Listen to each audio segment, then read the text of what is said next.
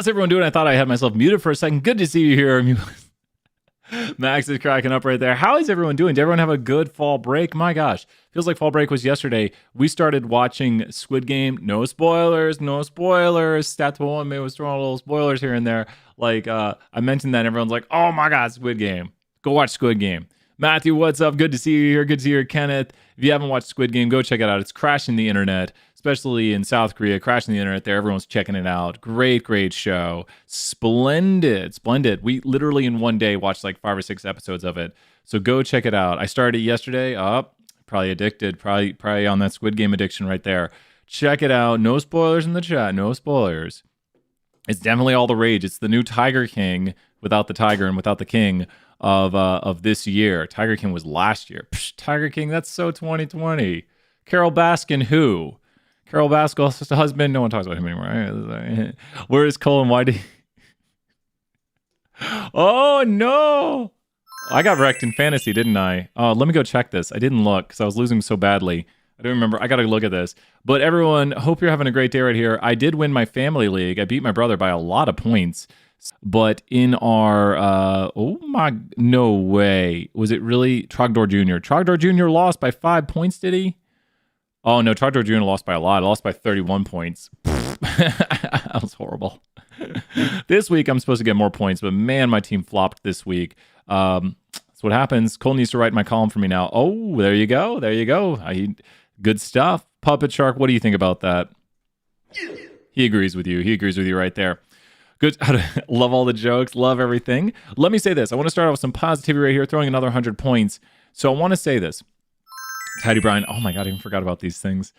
How hard are people finding the assignments on a 1 to 10 difficulty? On a 1 to 10 being the assignments 1, they're a joke. 10 being like they're impossible. 1 to 10, how hard do you find the assignments in this class? 7.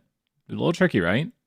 And I want to hear from different people and see where people are gauged on them right now. 7, lots of 7s. 6s. 6 or 7. I like what Max said right there, but a 4 with Discord. And so what's really great is a lot of people are answering questions on Discord and helping each other out. Now, the assignments are a little bit difficult. I want to beg of you this, though. Start early, 1, and 2, turn something in.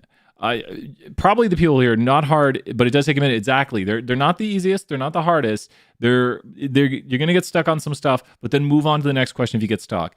And I think a big thing that's really been helping this semester, and probably why I don't see as many people during office hours, I get a little bit afraid when I don't see people during office hours, is I think people are using the activities. Are people using the activities a lot? Because last activity, I kind of went through and interpreted everything. I was like interpreting the slope, the standard error of the slope. I was interpreting the intercept. I was talking about the significance of the model, and I went through and did like each interpretation. So if you get to a question that's like interpret this, it's kind of be like the activity. So you're kind of doing something similar to the activity. So I think the activities are a big help because I'm like, there's less people in office hours. I'm like, where is everybody?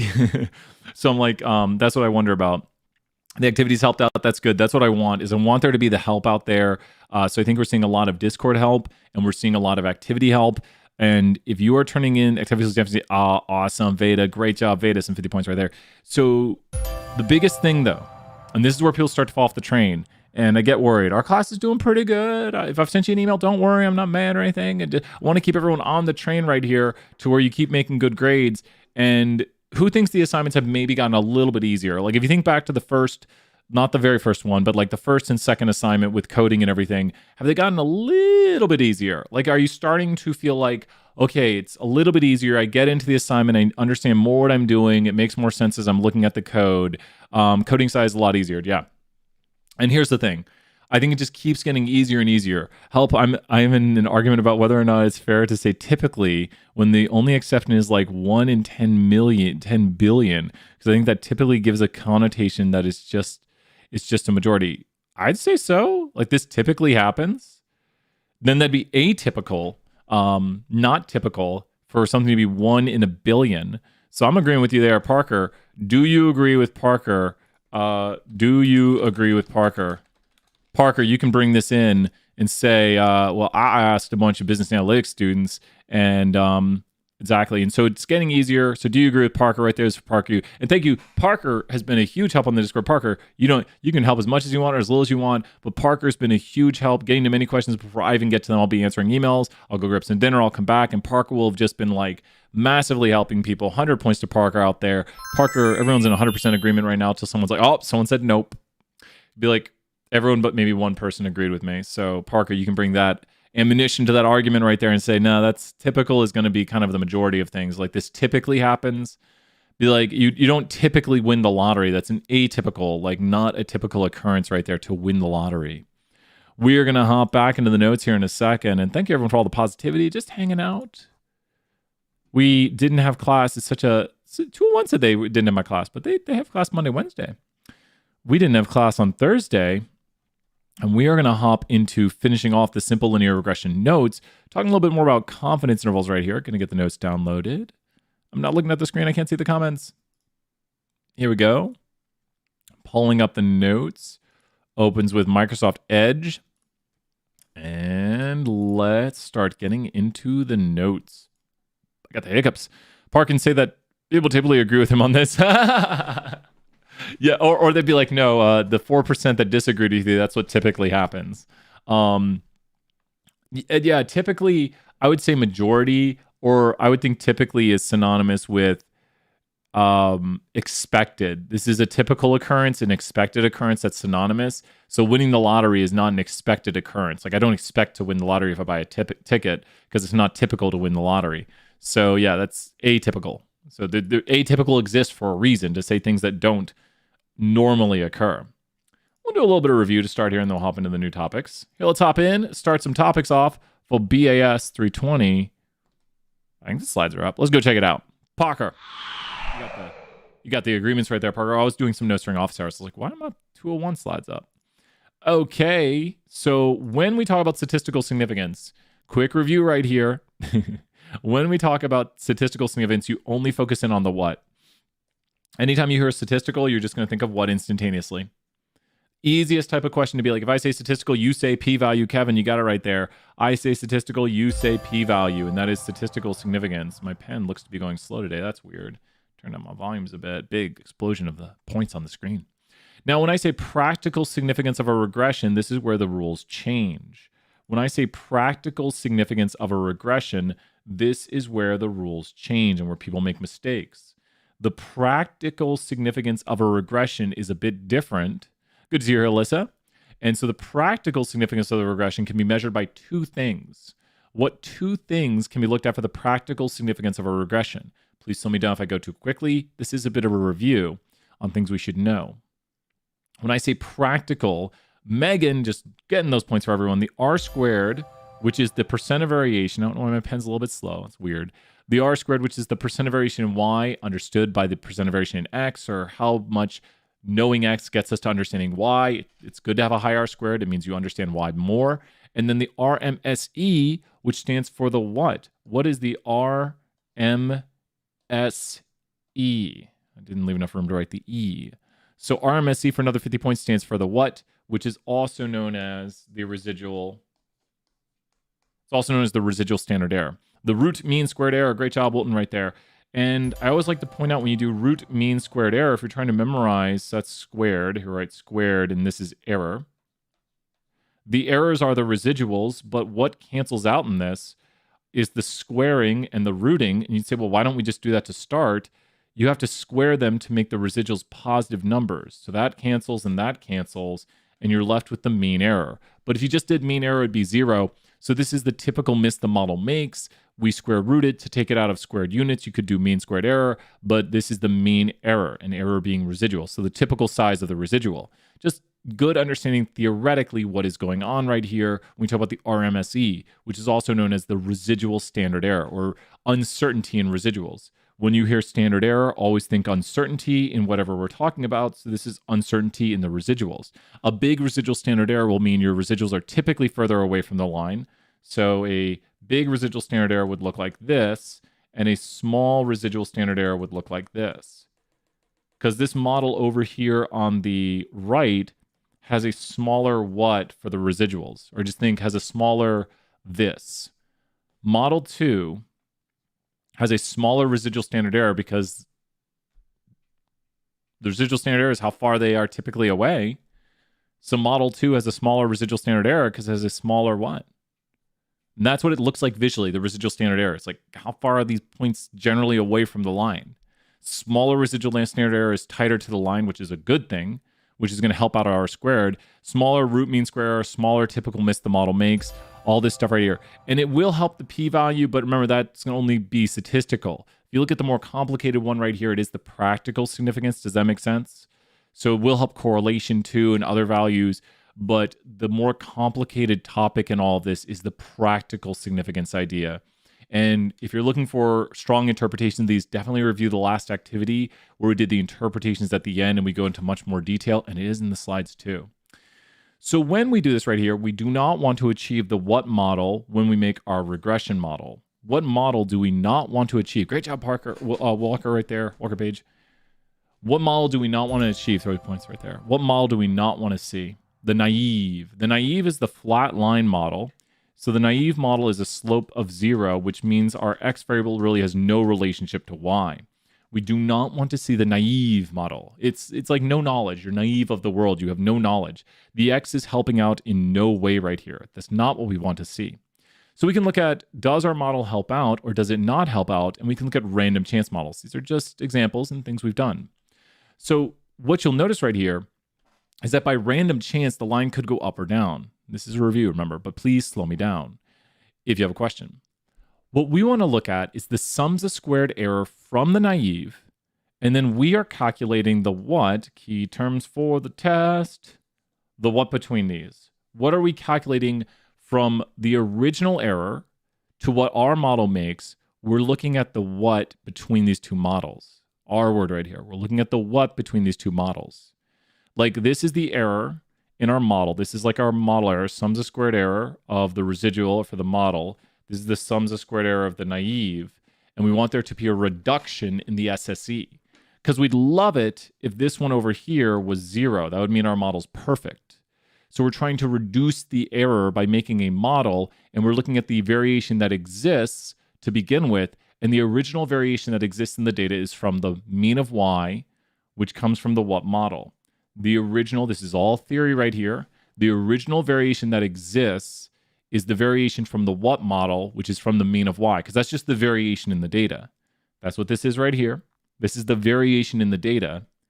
And then this is the unexplained variation we have left over.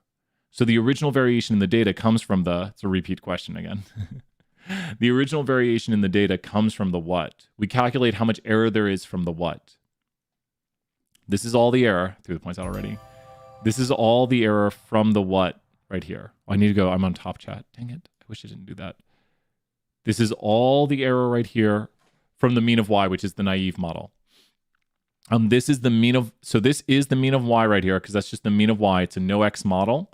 And this is the error from the naive model, which is the mean of y. This is the error from the regression model, which is a bad thing. This is the residuals, and we don't want these. We want the number difference right here to be very large, saying that our model reduces the error, and you can find the reduction in error. What am I mathematically finding? I like these kind of test questions. I'm kind of rapid firing test questions right now.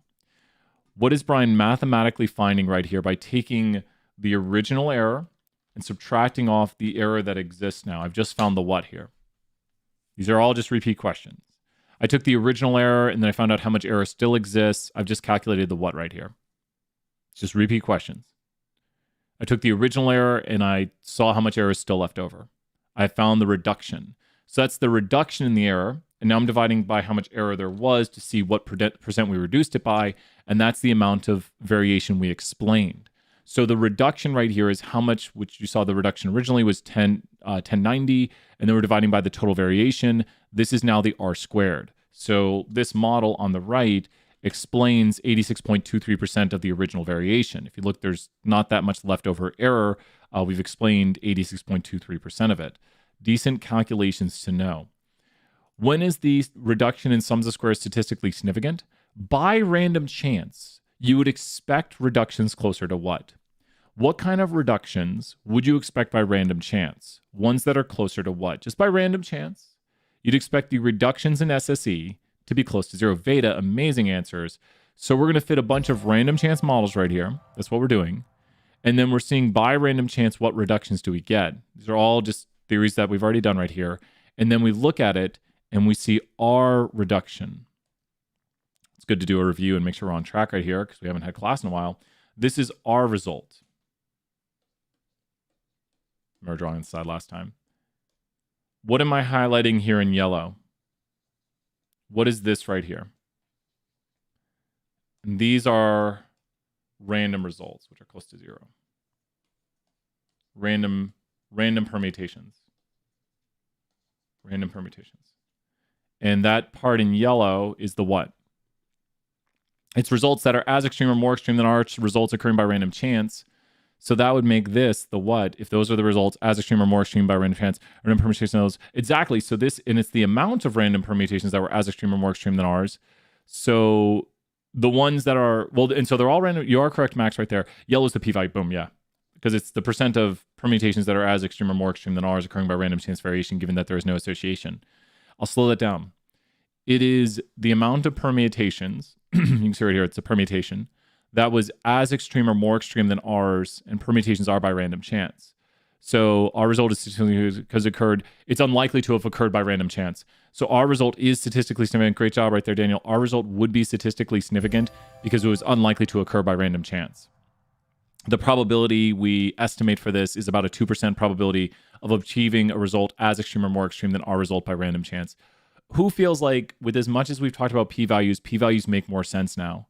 Is anyone like, I'm starting to understand more that p-values are us looking at what is likely by random chance, what is likely by random chance. This reduction in SSE that we observe is probably unlikely by random chance. It's not very likely that we would achieve a reduction by random chance if these variables were just randomly put together. So that's literally what the p-value is calculating. To say like, yeah, I don't think we'd get this reduction if it was by random chance. It's very unlikely. So I think there is a relationship between these variables because this reduction we saw by random chance is pretty unlikely to occur. Hopefully p-values are making some more sense right here in how we mathematically calculate them. So we can see our line right here versus the lines that would occur by random chance. Ours is towards the edge of what is possible, and most of these lines have a flat relationship towards the naive. We see very small reductions most of the time, with our reduction being very large and the p-value being over here, which is about 1% of these results. When we do tests for significance, all we look at is the what. When we look at tests for significance, we look at the p-value of the what. Key notes right here. Please slow me down if I go too fast. When we look at tests for significance, we look at the p-value of the what. Key note right here. Tests for significance, look at the p-value of this. Tests for significance, look at the p-value of this, the slope. And the slope occurs in a few spots. In the simple world, we can also look at the ANOVA. This is the p-value of the slope because there's only one x variable. And it's the p-value for the reduction. Great job, Wilton, right there. So it is also, and that's what we see right here, is the p-value of the slope, which is the p-value of the reduction by including one variable. It's a little more complex, but this is still just the p-value of the slope. And we can confirm this by looking at the full output right here and check it out. Other than a little rounding, it's the same value. The p-value of the slope, which is the x variable, no one cares about u-intercept. The p-value of the slope right here is the significance of the model. So an ANOVA looks at the reduction of the sums of squares. This up here is the good one. We like that.